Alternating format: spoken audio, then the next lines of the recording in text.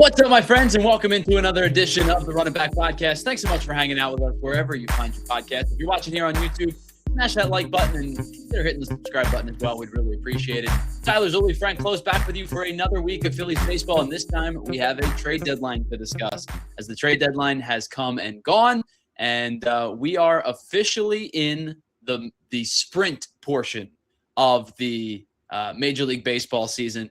Frank, it was a wild trade deadline. I mean, not maybe necessarily in terms of, like, we saw a couple more top 100 prospects go than we did last year. We'll talk about that. But it was just every time you would refresh Twitter, Jeff Passan, Ken Rosenthal, Bob Nightingale has another report. Somebody else is traded. It was a super intriguing trade deadline. And I thought several teams got substantially better. Yeah, they sure did. And actually, the Phillies' big news happened kind of on the fly with Jeff Passan on the air at ESPN. That was kind of interesting. So I guess he's always texting while he's on while he's live on the air. But he broke that story in the middle of talking about other big trades. So yeah, definitely a busy day. You know, I always wonder, guys like Passan, guys like Schefter, Shams, Woj, when he was doing it, how many phones do you think they have? Like 6? You only need one, right? I mean, you just have to be able to multitask, right? I don't know, because, like, if I were them, I would have my phone, like, so I could talk with my family, and I could talk with you, and I could talk with my friends, and I could talk with my, you know, my whatever, and then I'd have my work phone, right? Like, I don't need the GM of the Titans calling my personal phone.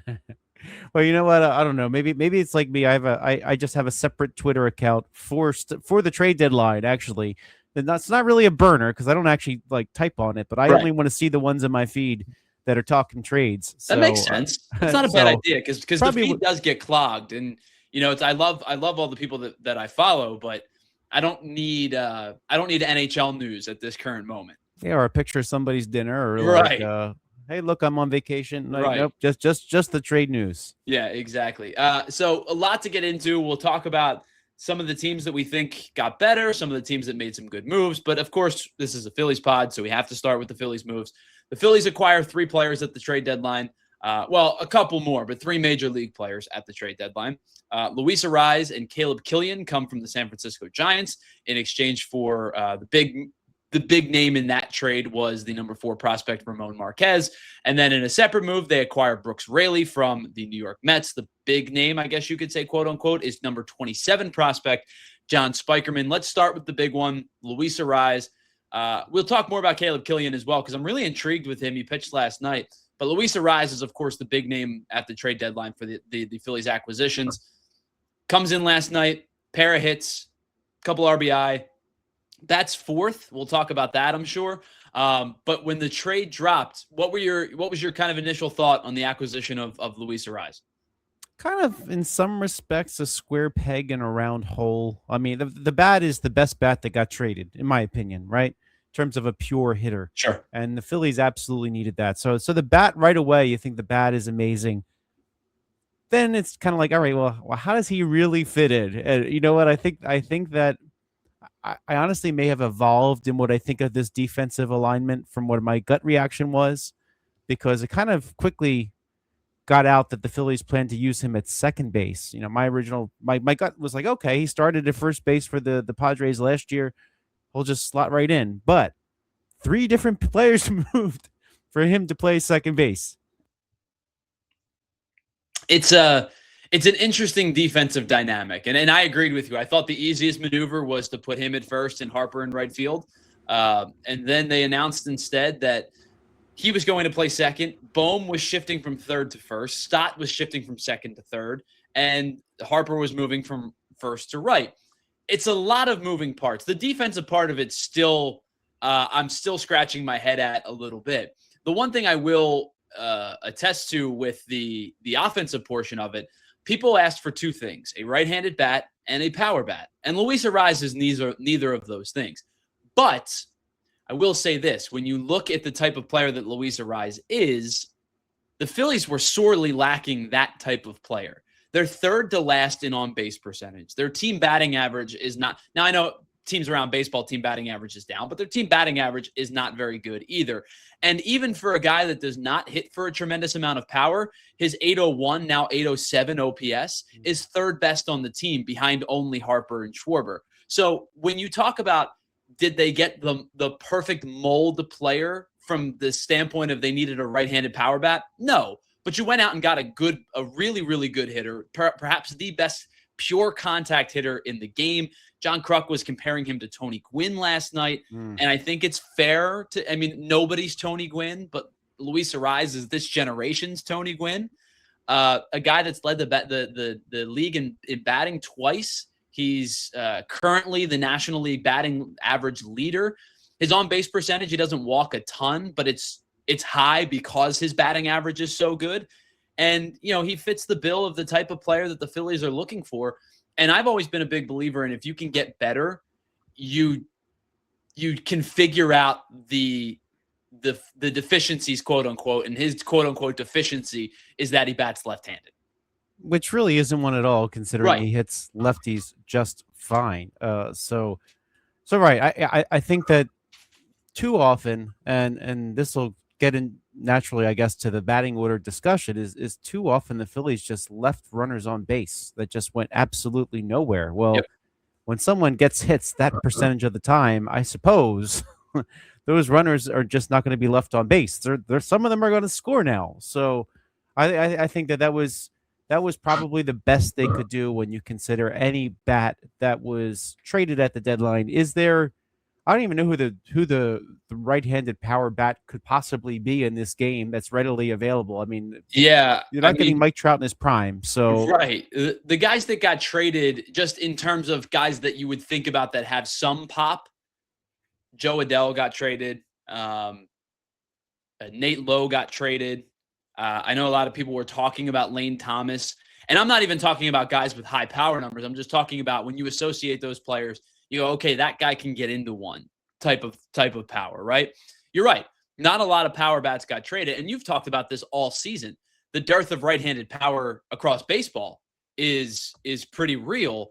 So that was probably the one spot that not only the Phillies, but a lot of teams were looking at to upgrade, and not many teams were able to come away and do it because of the fact that there weren't a lot of options to begin with.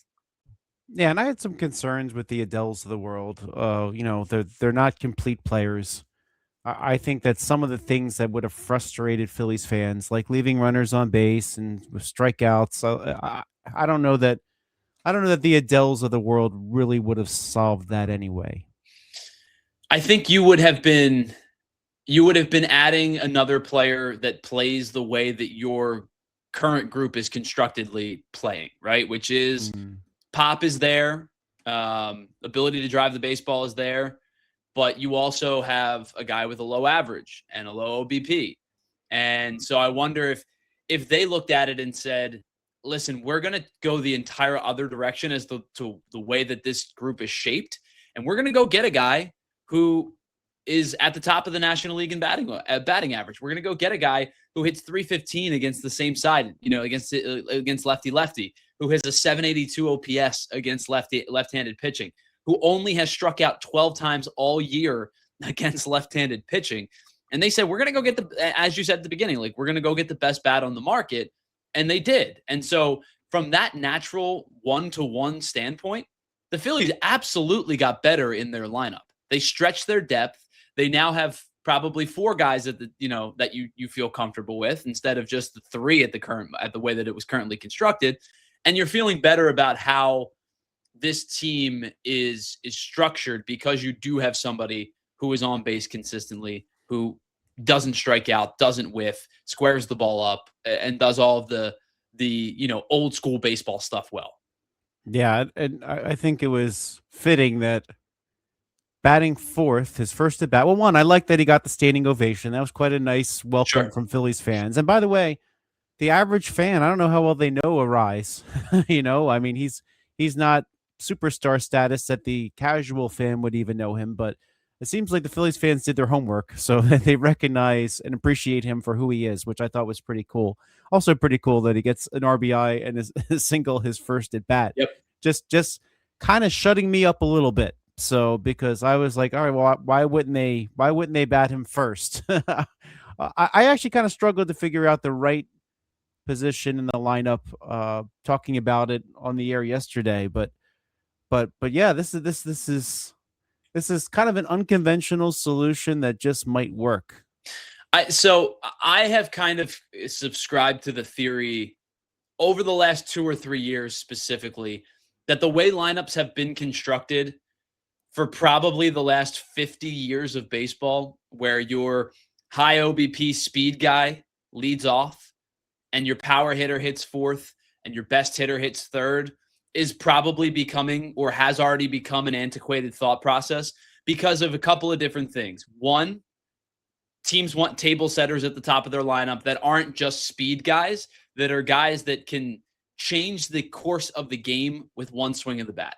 It's why you see Shohei Ohtani lead off. It's why Aaron Judge hits second a lot. It's why Kyle Schwarber hits second and is now leading off. I guess that's going to be the way that they're going to go about it. So I think that the way that baseball has changed its thought process on how lineups are constructed, it's not just a straight line anymore, right? Teams are viewing it as a circle. And so it's not just the thought of, well, your leadoff guy leads off in the first, which is true. But the likelihood of your leadoff hitter leading off again is much smaller after that. So I think a lot of teams are trying to look at it as, let's flip the lineup over and get to these guys that can drive runs in. And if you have a guy like Justin Crawford hitting ninth, who's starting to swing the bat better, now has 20 multi-hit games and is up to like 265, 268, and he's hitting close to 300 since the beginning of June. If that guy gets on, can cause some damage on the bases. I still think he can steal even more, and I would let him run as much as he possibly can. And then you get back to your Schwarbers, Harpers, Arraez at the as quickly as you can. That, I think, is why teams are starting to put some of these less than traditional guys at the leadoff spot, because they're driving runs in the second time through.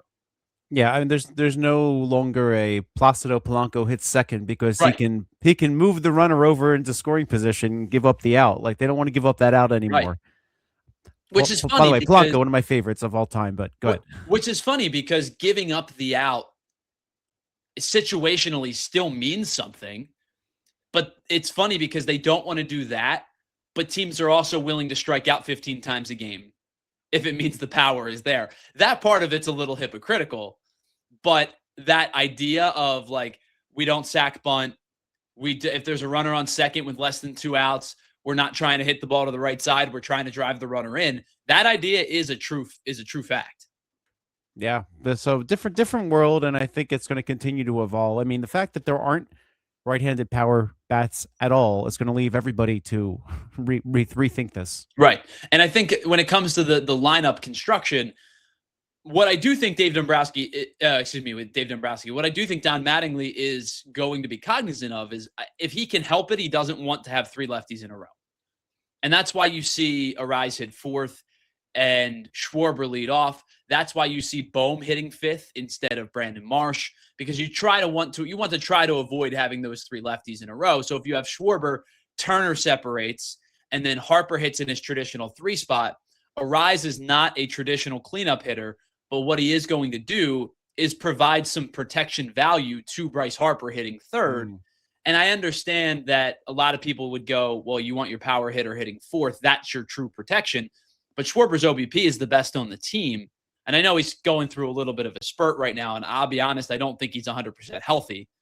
But that putting Schwarber at the leadoff spot with Turner separating and Arraez hitting fourth, I think allows you to do as many things as you possibly can without trying to, overthink yourself.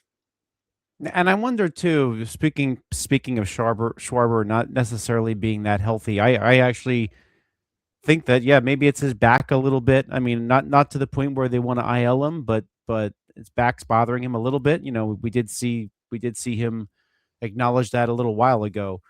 Certainly, I think that could mean his power is down. So, I mean, for now, he's still got his good eye. Sure. He's still making contact. So, at the very least, if he's leading off for now, he'll get on base. And so, I wonder if rethink it when he starts getting into power power mode. I think that's probably fair. I think that there is a chance that they may shift.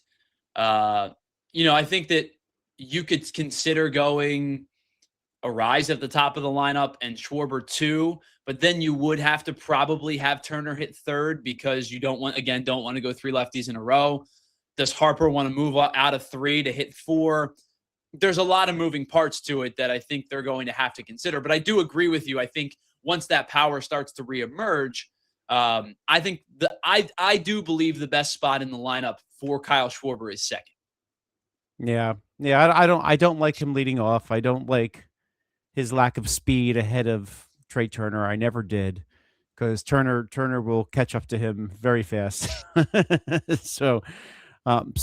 yeah, it's not ideal. But if it's temporary, or maybe we'll see. I mean, if they face another team that doesn't have a lefty they worry about in the bullpen, then maybe they just stack them and just go for it. Yeah, and I think, if you remember, there was a series early in the year, and I'll be honest, I haven't checked back in. I don't know what their bullpen looks like now, but the Diamondbacks didn't have a single lefty in the bullpen early in the year, and so they stacked their lefties and then had Adolis Garcia hitting 5th, and then they were like, okay, as soon as this series over, he's going to move to 4 because they'll be lefties in these games. And so you're right. Depending on how a bullpen shapes up, depending on how a rotation shapes up as you get closer to the postseason, this thing's probably fluid. But I think at this current moment, I know a lot of people are baffled as to why your contact hitter is hitting in the cleanup spot and your power hitter is hitting in the leadoff spot. But I think at this current moment, it does make sense as to why they're doing it this way. Yeah, I'll admit I'm wrong. I mean, they right away it worked.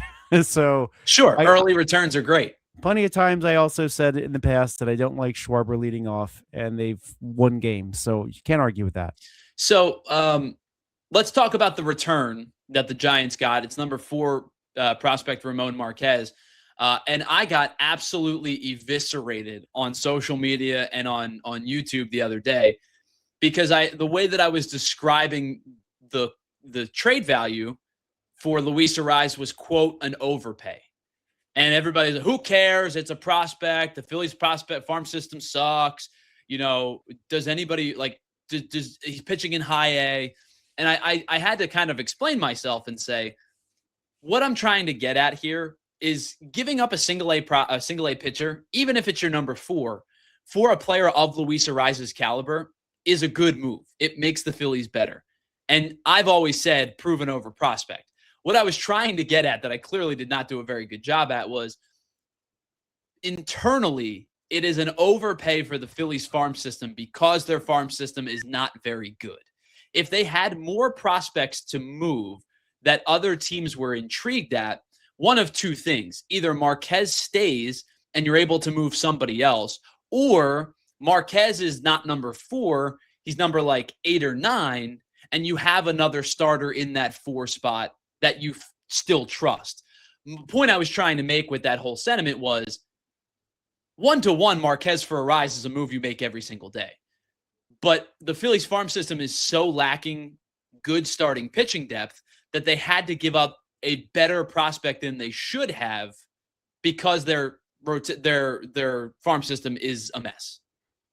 Yeah, and Marquez, I think you want to have around, and it's useful for I mean, look, the Phillies never got a 5th starter in this deadline. Sure. So you're going to need depth in the future too. So if you're trading your depth, I don't know where else you get it. I mean, it's you can pay money and sign major league starters, and as you saw, the Taijuan Walkers of the world got tons of money kind of as 5th starters just because people need the rotation depth. So I think this leads perhaps in the future to another bad free agent decision where you have to overpay for a Taijuan Walker type in the future. Yeah, and I'm not, again, I don't want to suggest that Ramon Marquez would have helped the Phillies this year or next or maybe even the following. But I think his ascension is what is excited a lot of people, where he went from low A to high A this year. Pretty good chance that he will start in Double-A next season the way that he's pitched in High-A this season. Now, I don't know what the Giants' plans are going to be for him. He may head to Double-A right now. I have no idea. But I think a lot of people were intrigued about his ascension. He moved from like a mid-teens prospect to 9 to 4, again, because the Phillies farm system is so bad. But that jump really intrigued a lot of people. And I think when you put that number 4 prospect next to it, that's where you start to go, wow, the Phillies really gave up their number 4 prospect for a rental. And also true at the same time, Luis Arraez is a type of player that absolutely makes your major league club better.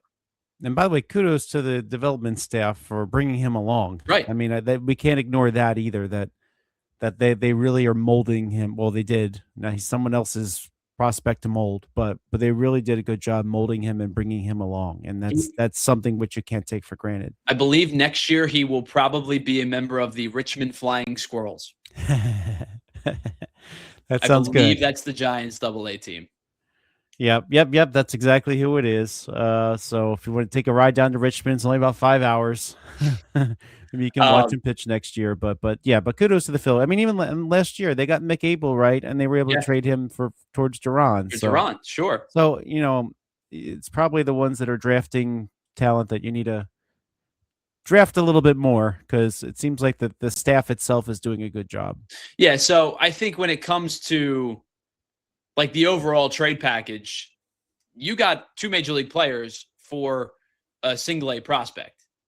That's a win for your major league club. So like, I don't want to get that construed, but I think the thought process of like, this is not somebody that can help your team now is true, but he is somebody that could have helped your team in the future. So it's a good move in terms of getting better at the major league level, but also your very thin starting pitching depth at the minor league level is even thinner today. Yeah, but you know what? At least you have time to figure that out. Sure. Yeah. I think, and listen, I think Kate Obermueller is a guy that they value. We'll see what happens with like a Matthew Fisher. We'll see what happens with oh my gosh, there's another prospect that's really jumped up in late, and I can't remember his name. I'm going to go look it up really quickly. Because I think they've really valued him as well. And if you give me 2 seconds, I will certainly try to find it for you. And now, of course, I'm drawing a blank myself. But you know what? Brad Pacheco. Yeah. Brad Pacheco is the other one I think they really like. You can certainly find depth replacement to kind of wrap this thing up. But the other guy that they got in that deal, I'm really intrigued at. I went and kind of nerded out and looked at his metrics, and there was a lot of similarities to Jonathan Bolin. Yeah, that was my thought exactly, actually. It's very interesting. Like that the high ride fastball, the one that sits up at the top of the zone, 97, 98. Like, I think that Killian might be okay this year. I would look for Caleb Killian next year to be like a really integral piece of this Phillies bullpen. Yeah, I mean, this is a project. When the Phillies traded Matt Strom last year, who got DFA'd yesterday, by the way. When the Phillies traded Matt Strom, they were cutting salary, but I also thought that they could really do something with Bolin. I think the same thing kind of here. Caleb Cotham was probably thinking that he could bring him along. Yeah. And you know what? I really liked that yesterday. As Luzardo was wrapping up the 8th, I thought, oh man, I hope they get Killian in for this 9th with a 5-run lead, because it was like the perfect situation to sort of.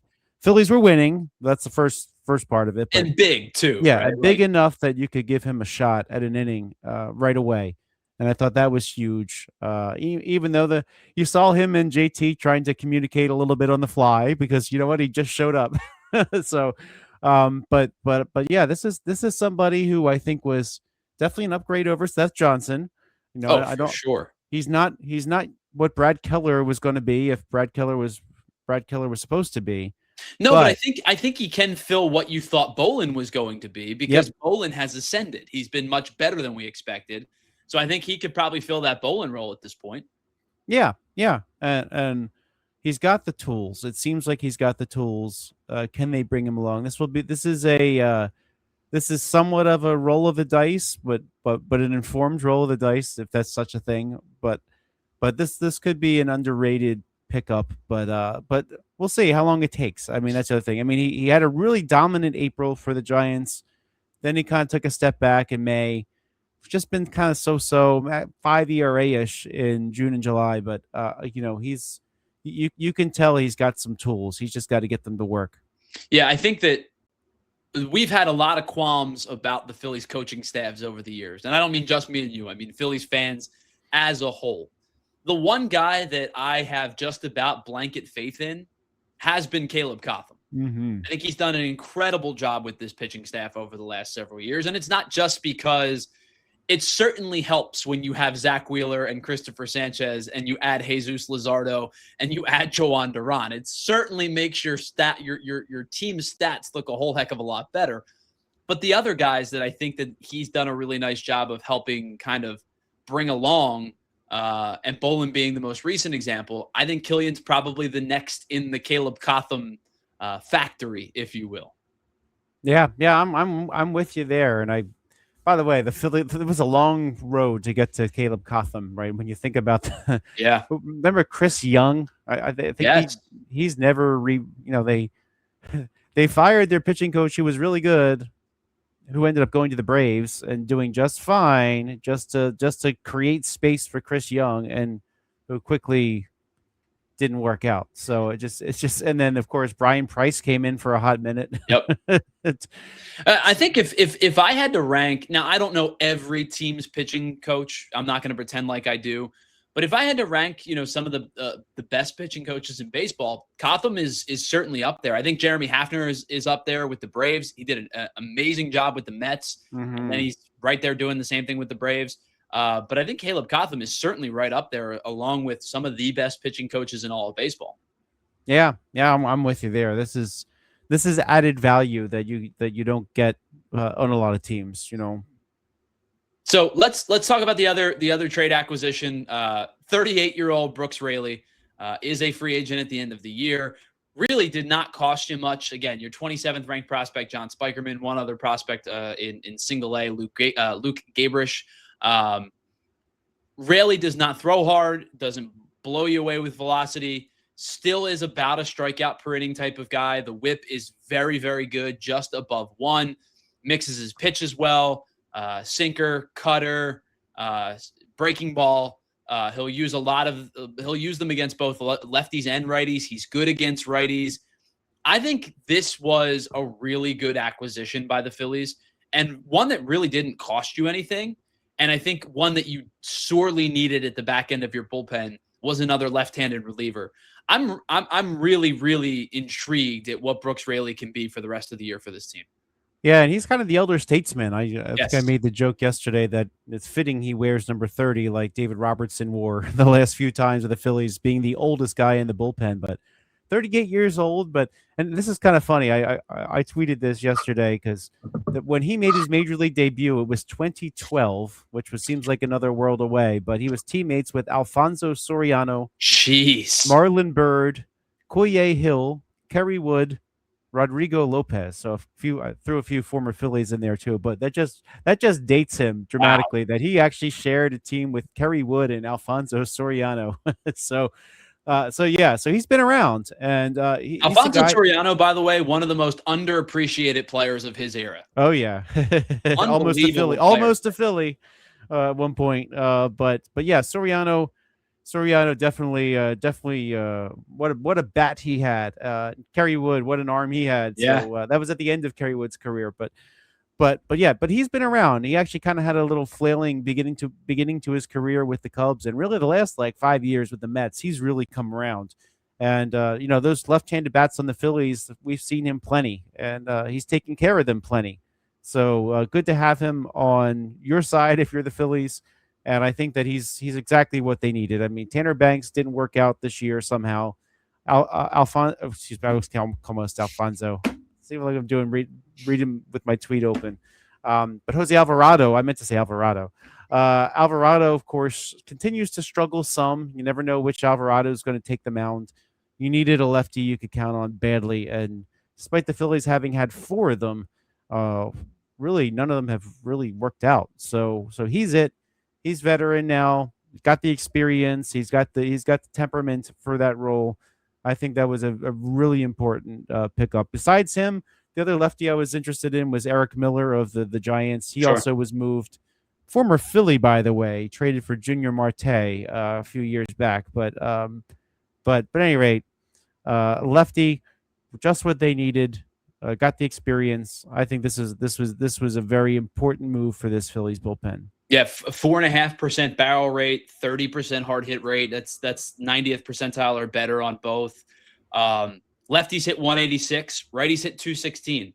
OPS 452 for lefties, 637 for righties. Very, very manageable, especially against the other side. Challenges righties, even though he doesn't throw particularly hard. He'll challenge righties with that cutter on the hands. He runs the sinker a little bit to lefties on their hands. Then he'll use that slider as kind of the traditional swing and miss pitch to lefties, change up as the traditional swing and miss pitch to righties. But you're right. I think it's just like not a guy that's going to blow you away by anything, but like you're going to look up and go, wow, Brooks Raley hasn't given up a run in 12 outings and his ERA is sub 2 still. Like that's the type of guy I think that the Phillies have acquired. Yeah, and I can't discount what this means for a postseason because do the Phillies have the dominant righty in the pen yet? No. But when you go to the postseason, if you have Wheeler, if you have Sanchez, if you have Luzardo, you have Duran, there's very little in between you need. And so just having a 2 to 3 arms you can really count on for those games, I think is really, really, really important. So remember 22, how they basically just had 2 arms in their bullpen, Yep. right? It was just Alvarado and Sir Anthony Dominguez, who were just basically the bullpen beyond the starters. That you really needed. And you could to tell fill by those the time gaps. they got to Houston, those two guys were cooked. They had been throwing, playoff innings for not just the postseason, but basically all of September to get into the postseason. Yep.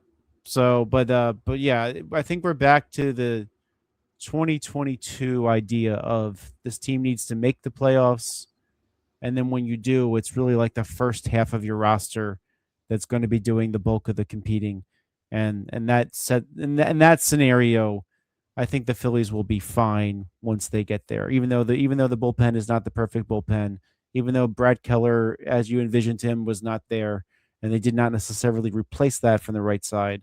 I think that this definitely helps you fill the gap between Duran and those 3 starters. Well, and I'll tell you, that scenario that you just laid out is the one that concerns me the most. Because that scenario is one that they have tried to rely on in the past. And last year, your top 3, Turner, Harper, Schwarber, were basically non-existent except in that game 3 where they beat up on 800-year-old Clayton Kershaw.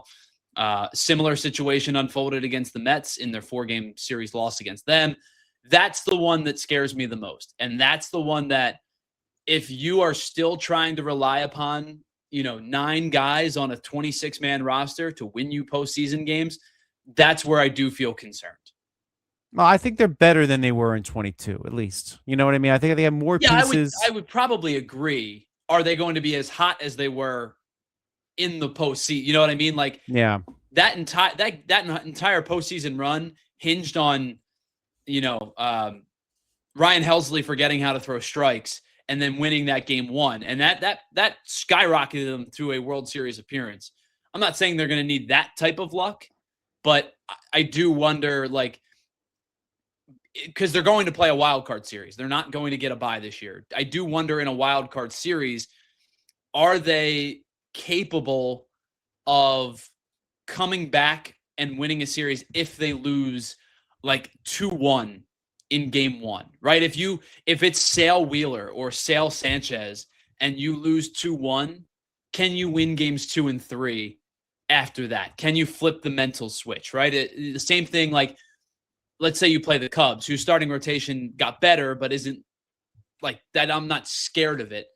But if you lose a game 5-4, where they hit around your bullpen after Wheeler gives you 7 strong, can you mentally come back? That's my big concern, is them heading into a postseason series.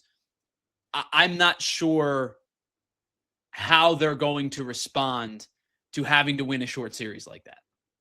Yeah, it's a very, very fair discussion. So it's really a shame that in the last couple of weeks this is no longer an NL East race. Yeah. That They quickly cut it to 2. they cut it to 2, and then boom, all the way down to 8 again. And you know what? As much as the Phillies just have won 4 in a row, well, the Braves won 6 in a row. So you still lost games in the last 6 games, even though you went 4-2. Right. Which is, obviously a much needed step considering they get swept out of Miami. They lose 2 out of 3 or they lose the first game, in Baltimore. Then they win the second 2 and then winning these first 2 against Washington, which is just, I'm almost starting to feel bad for the Nationals because their bullpen is just atrocious. Yep. It got even worse yesterday. Crazy how bad they are. And I thought Littell pitched decently as the bulk He's guy. your boy. But like he is. I even though he's not been very good, I am a Zach Littell stan. I don't understand the idea of not just starting him. Yeah, I didn't get that at all. So here's Zach Littell, come in with a deficit. Yeah, right. Like, and again, like it's probably easier to pitch losing than it is to pitch tied. But I thought he pitched okay for the most part. But it's a weird scenario. Like that bullpen is. I mean, it's 2020 Phillies bad. Yeah, and James Wood now on the IL. Traded Foster Griffin. At least, the Phillies only have 2 games left against them the rest of the way after today. So I'm sure the Braves probably have 8, right? Separate even further. I'm sure. All right, so we've kind of talked a lot about the Phillies acquisition. Let's kind of take a look around the league at some of the other trades that happened. Obviously, the big one, Tarek Skubal goes to the LA Dodgers because, of course, he did. I think we all kind of expected it. Zaire Hope is the big prospect that the Tigers acquire back. They do get 3 prospects, but to going out and get the 2-time defending AL Cy Young winner, I think the Dodgers will happily make that trade. I also think that it feels like teams did not push as much as they probably should have because Tarek Skubal would have just signed with the Dodgers this offseason anyway. Yeah, you know what? Speaking of the Skubal situation, there's two things that people have been saying. First is, of course, this isn't fair. The Dodgers just got richer, right? And they've got the financial power. But then I've heard people counter it and say, well, no. This is on them and their farm system. Well, I actually disagree with that. I think this is still more obnoxious acquisition of or hoarding of talent. And that's because, does anybody even remember that the Dodgers traded Yordan Alvarez to the Astros? I knew he was traded. I did not know it was from LA. Yes. You know why nobody ever thinks of it? Because the Dodgers have not had a hole at first base. What are they? They signed Freddie Freeman. Right. Right? I mean, their financial power allows them to freely trade prospects and not worry. Like, nobody cares that Alvarez had a stellar career and continues to with the Houston Astros. He's legitimately on a Hall of Fame trajectory. Yeah. He's that good. And it doesn't matter. Why? Because they just signed another Hall of Famer in Freddie Freeman, because what the heck, right? I mean, this is what that financial power does. And so, they can pay for the international free agency. They've kind of reeled that in a little bit, so they can't just pay like they used to pay with reckless abandon. But like, it does matter that you can buy your way out of any mistakes you make at any time. Well, sure, and I think that the TV deal portion of this is a very real portion of the conversation. Mm-hmm. I think that the Dodgers got kind of walked into a monetary situation that had not been presented to any other team and probably will not be presented to any other team. But that whole, and I'm not 100% in-depth knowledge of that situation, but it did allow them financial flexibility. They also had an ownership group that said, screw it, we'll spend as much money as we possibly can. They also have an idea of deferring as much money as they possibly can, which obviously that money has to be in escrow in order to make those type of deferrals, and players have to agree to those types of deferrals. And so all of those things come together. I understand the Dodgers are on a second pedestal compared to everybody else. They're on maybe a third pedestal compared to everybody else.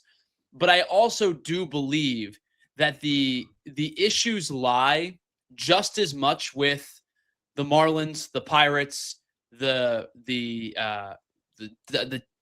Reds when they don't spend, the Athletics. These types of teams are just as much at fault, in my opinion, as to the discrepancy of money spent as the Dodgers are. Yeah, I mean because their refusal to spend any money is bad as well. Yeah, the Marlins in particular, it's they get revenue sharing and they don't spend it; they pocket it and make a profit. So, but yeah, this is but the Dodgers are very much for profit. I mean, the group that bought them, they're there to make money, and sure, they're still making money. I mean, when you have a $350 million a year TV deal, you can spend $350 million on your payroll and not blink an eye. But the one thing I will always kind of go back to is the Dodgers have realized it, the Yankees realized it, the Phillies realize it. And I know that it hasn't culminated in a World Series, but the Phillies do realize it. Winning brings money because it provides you postseason revenue. It provides you ticket sales. It provides you jersey sales. It provides you concession sales. All of these things you don't get if fans aren't going to the ballpark. The Phillies have started to take a dip in terms of attendance for a couple of different reasons. I think one, fans are kind of tired of the run it back mindset, and I think that has bugged them. Two, the economy is tough right now for a lot of people, where spending your hard-earned money to go to the ball game is less feasible than it was just a few years ago. And three, I think that there are a lot of fans that are kind of in the get me to October mode. And so the Phillies are starting to see a small dip in their attendance, but it's not like catastrophic. It's it's 1,000, 1,500, over a game span. But when the Phillies do get to the postseason, assuming the Phillies are playing in the postseason, if there's a home game at Citizens Bank Park, it's going to be 48,000 fans there. Yeah. You know that for fact, right? So revenue is generated by postseason success. And so while, yes, the Dodgers have that advantage of a $350 million television deal, which is crazy, they also understand that if they play 14 postseason games, they're getting 14 postseason games revenue. Yeah, absolutely. By the way, I think it was kind of interesting. The Dodgers and Yankees came to town. Phillies didn't really sell that many tickets. I do think that but by the way, even Baltimore, I was down in Baltimore this past weekend. A lot of Phillies fans, but I think less than usual. Yeah, that's usually like Citizens Bank Park South, which is weird. But I think a lot of that to do is a lot of fans spent a lot of their money on the All-Star break. Yeah, I certainly think you're right. People put out a lot of money not that long ago, and so it's kind of hard to do all of it. So I was walking the concourse at the All-Star game, and I heard several different people say it was a graduation gift, it was a anniversary gift. Like this was the All-Star game was a financial investment for people, and it was like I think for a lot of people it was probably like, do we take a vacation or do we go to the All-Star game? You know what I mean? And that's probably the balance that people were trying to decide behind. And I think for a lot of people, they chose the All-Star game because it's a once-in-a-generation type of event. Yeah, I mean, we're both married with kids, right? I mean, it's like if we didn't go by ourselves, really, right, essentially, with people that were paying their own way, like you couldn't take the whole family and it not have some ripple effect on the rest of your life. So. For sure. So anyway, I think that explains a little bit of the dip in recent times, and I think that might last a little while. But yeah, when they get to the postseason, people will find money for that. There will be a sellout, and people will be standing in Ashburn Alley and sitting on the rooftop seats, and every which way you're going to see ticket sales go back up. Were there any trades or lack thereof, as we wrap this thing up? Any trades or lack thereof that kind of surprised you at the trade deadline? Yeah, of course. The Phillies did not get a starting pitcher, which does concern me. It's because they don't have depth. I mean, can they sort of get by if everybody they have right now is healthy? Look, even if Andrew Painter fails, we saw at the end of last year, Zach Wheeler got hurt, and they were basically throwing whatever out every fifth day.